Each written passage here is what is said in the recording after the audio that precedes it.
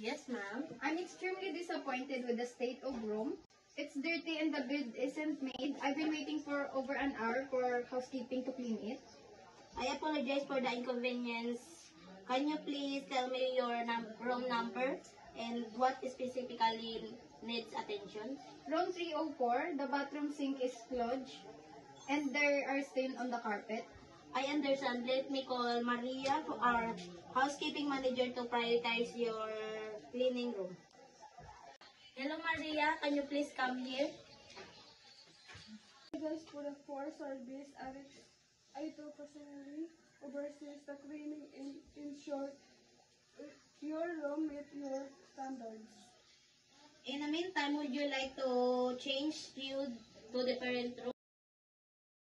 I to arrange for a room change immediately.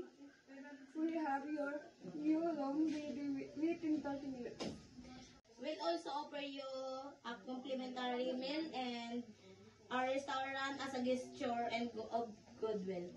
Thank you very much. I appreciate it. Thank you so much, ma'am. Thank you. Bye.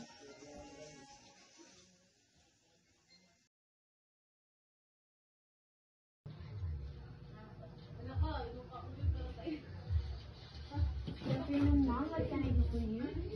I'm supposed to have a room, but you're telling me that it's not available. I have a reservation confirmation.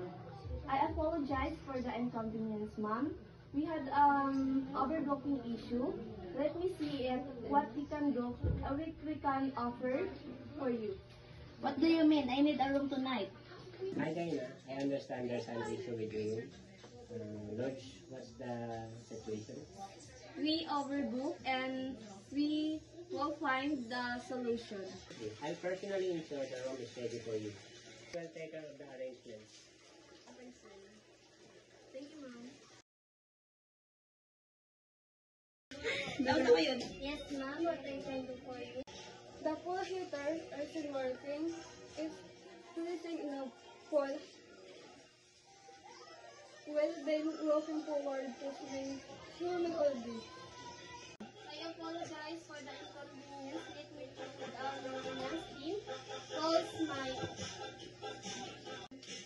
Mike, we have a guest complaint about